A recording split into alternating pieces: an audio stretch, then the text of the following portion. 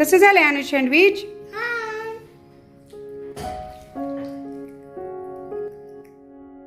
नमस्कार, मी रेश्मा लोकरे रेसिपीज मध्ये तुम्हा सगळ्यांचं खूप खूप स्वागत।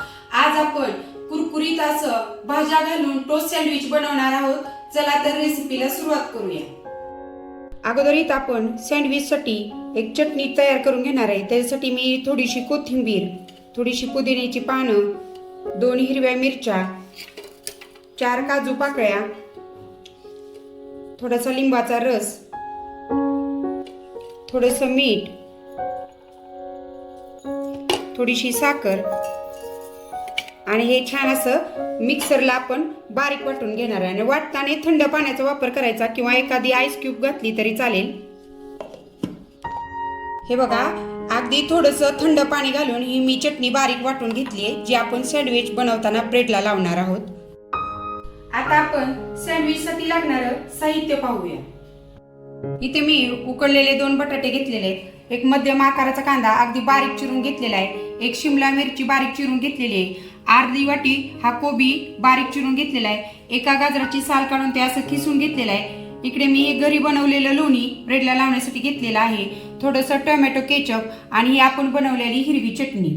आणि इकडे पावडर मसाल्यामध्ये इथे मी अर्धा चमचा चाट मसाला घेतलाय, इकडे 1 चमचा ही लसूण, आलं आणि हिरवी मिरचीची पेस्ट घेतलेली आहे, ही गरम मसाला घेतलेला आहे अर्धा चमचा, धना पावडर 1 चमचा घेतलेली आहे, चवीनुसार मीठ आणि अगदी थोडंसं तेल। आणि इकडे हे मी सँडविच ब्रेड घेतलेले आहे, जे बेकरीमध्ये सँडविच साठी असे मोठे ब्रेड मिळतात।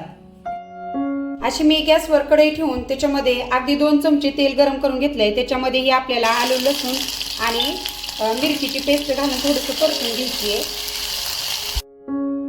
त्यानंतर आता याच्यामध्ये हा कांदा, सगळ्या भाज्या घालून घ्यायच्या आपण, गाजर, आणि सगळं छान असं परतून घ्यायचंय त्या पेस्ट मध्ये। अगदी 2 मिनिटं हे भाज्या मी परतून घेतलेत। आता याच्यामध्ये जे आपण उकडून घेतलेले बटाटे हाताने असे कुस्करून घालायचे।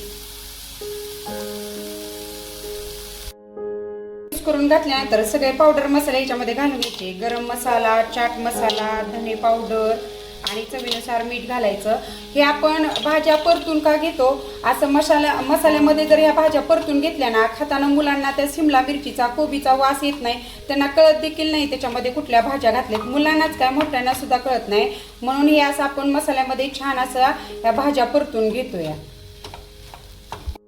मसाले घातल्यानंतर हे सगळं मिश्रण मी चांगलं 3 मिनिटं परतून घेतले।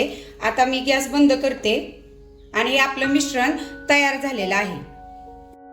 सँडविच साठीची भाजी आता तयार झाली। आता आपण सँडविच बनवून घेऊया। सँडविच बनवण्यासाठी इथे मी असे 2 ब्रेड घेतलेत। एका ब्रेडला आपण हिरवी चटणी लावून घेणार आहोत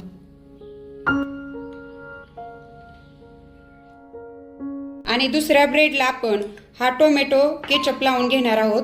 हिरव्या चटणीमध्ये आपण जे काजू वापरले त्याच्याऐवजी तुम्ही शेंगदाणे वापरले किंवा डाळ वापरलं तरी चालतं, आणि लिंबाच्या रसाऐवजी तुम्ही तिथे 2 चमचे दही देखील वापरू शकता। असं हे एका ब्रेडला हिरवी चटणी आणि एका ब्रेडला असं टोमॅटो केचप लावून घ्यायचं। आता या ब्रेडवरती जे आपण भाजी बनवून घेतलेलं आहे, भाजीचं मिश्रण ते घालायचं आणि छान सगळीकडे ब्रेडवर ते पसरून घ्यायचंय आपण।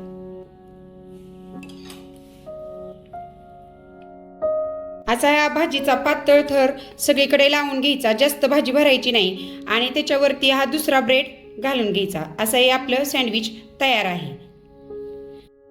मी 4 सँडविच बनवून घेतलेले। आता हे आपण रोस्ट म्हणजे भाजून घेणार आहोत। इकडे हा माझ्याकडे इलेक्ट्रिक सँडविच मेकर आहे, त्याला मी सगळीकडे असं लोणी लावून घेतलं आहे आणि त्याच्यामध्ये आपण 2 सँडविच भाजून घेणार आहोत।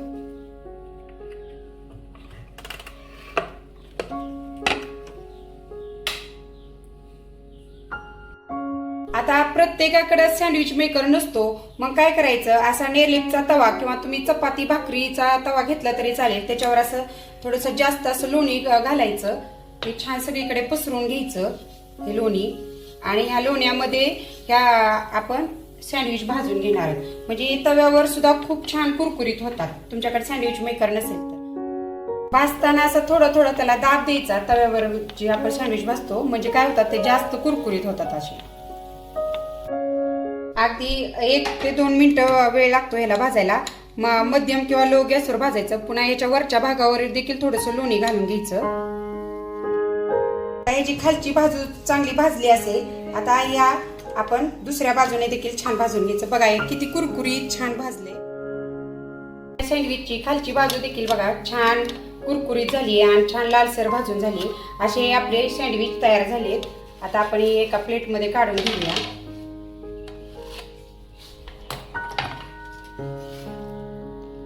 आणि बघा तव्यावर सुद्धा किती छान सँडविच भाजून झालेले आहेत. सँडविच मेकर मधले देखील बघा हे सँडविच छान भाजलेले आहेत.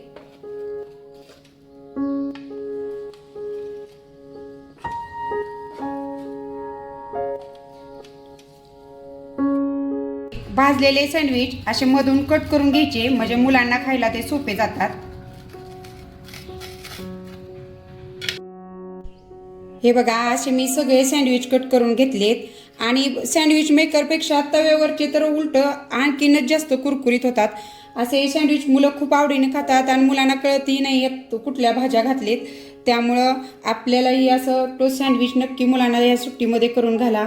खूप छान आणि कुरकुरीत होतं हे सँडविच. असे आपले टोस्ट सँडविच रेडी आहेत. तर असे कुरकुरीत आपले टोस्ट सँडविच तयार आहेत. मुलं फार आवडीनं खातात. रेसिपी कशी वाटली ती कमेंटमध्ये नक्की सांगा. रेसिपी आवडल्यास रेसिपीला लाईक करा आणि अजूनही तुम्ही आपल्या चॅनलला सबस्क्राईब केलं नसेल तर प्लीज सबस्क्राईब करा. धन्यवाद.